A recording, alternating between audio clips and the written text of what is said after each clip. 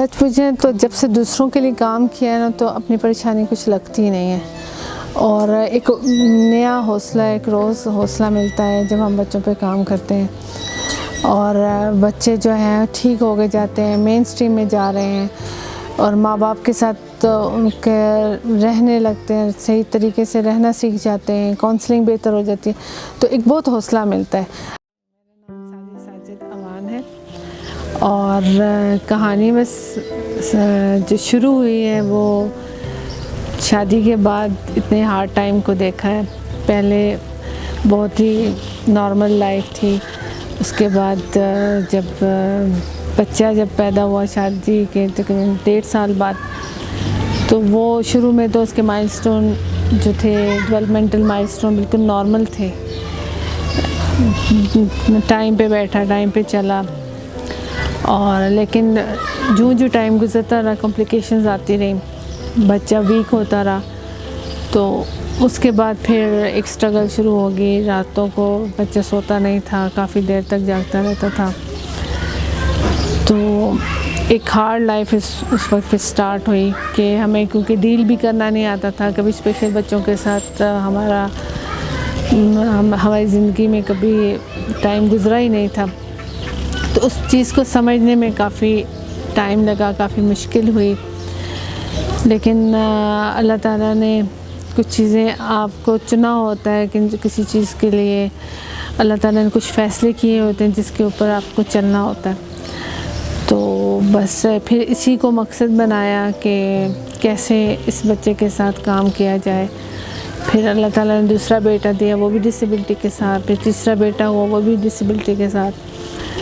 तो ये लोग तकरीबन एक जैसे सिम्टम्स थे, एक जैसे डेवलपमेंटल माइलस्टोन भी एक जैसे, 3 साल तक बिल्कुल नॉर्मल थे। उसके बाद अचानक से 1 हफ्ते में उनकी सारी जो डेवलपमेंटल ग्रोथ मुतासर हुई और उनके स्पीच मुतासर हुई, जैसे कुछ स्टक होकर रह गए, वहीं पे चीज़ें रुक गई।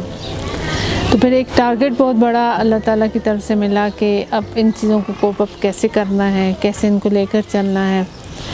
तो मेन स्ट्रीम में पहले मैं जॉब कर रही थी, साथ साथ मैंने FA के बाद मेरी शादी हुई, उसके बाद मैंने मास्टर्स भी 2 किए, फिर स्पेशल एजुकेशन में भी मास्टर्स किया, उसके बाद स्पीच एंड लैंग्वेज पैथोलॉजी किया, मॉन्टेसरी का पूरा डिप्लोमा किया, कुरान की पूरी तालीम ली।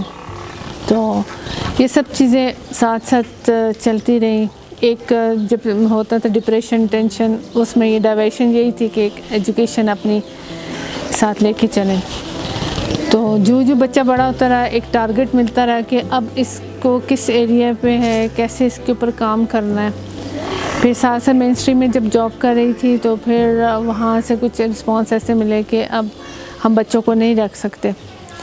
तो फिर एक और बहुत बड़ा एक चैलेंज हमें मिला कि अब हम कहाँ पे बच्चों को लेके जाएं और कैसे करें। 10 साल पहले कुछ स्कूलों की हालत ऐसी नहीं थी कि मैं वहाँ पे अपना बच्चा, ट्रेन बच्चा रख सकती थी, क्योंकि मैंने एज ए मॉन्टेसरी डायरेक्ट्रेस एक ख़ास माहौल में, ख़ास चीज़ों के साथ, ख़ास बिहेवियर के साथ मैंने बच्चों को ब्रॉट अप किया था। तो उसके लिए ज़रूरी था कि हमें वैसा ही इन्वायरमेंट चाहिए।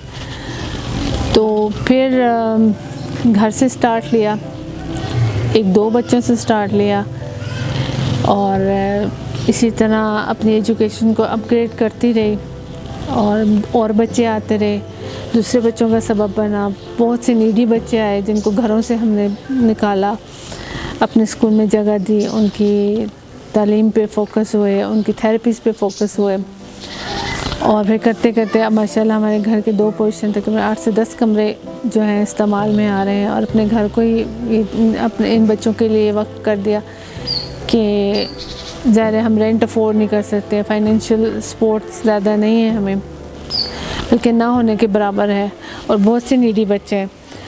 तो फिर अपनी चीज़ों को इस्तेमाल किया, अपने बच्चों के खिलौनों को इस्तेमाल किया।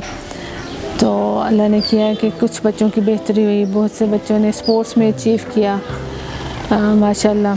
तो वालिदैन मेरे पास आते हैं एक बच्चा लेके, किसी के 2 बच्चे हैं, किसी के 1 बच्चे हैं, तो बड़ी परेशानी के साथ आते हैं। लेकिन जब वो हमारे हौसले को देखते हैं, हम 3 बच्चों के साथ कैसे डील कर रहे हैं, और उनको अपने जो मेरे तजर्बात हैं, जो मेरी तालीम है, उससे उनको गाइडलाइन जब मिलती है तो हमें उसका बहुत अच्छा रिस्पांस मिलता है। एक उनका जो होता है ना डिप्रेशन, उनके जो टेंशन्स होती हैं, उनमें काफ़ी उनको रिलीफ मिलता है, उनको हौसला मिलता है हमसे बात करके कि हम लोग किस तरह 3 बच्चों को लेके चल रहे हैं और वो एक बच्चे से परेशान है। मेरे लिए बहुत हार्ड है, आज तक हार्ड है कि मुश्किल हैं, बहुत मुश्किलात हैं, क्योंकि आपको पता है कि फ़ैमिली में से सबसे ज़्यादा जो सफ़र करती है वो मदर करती है।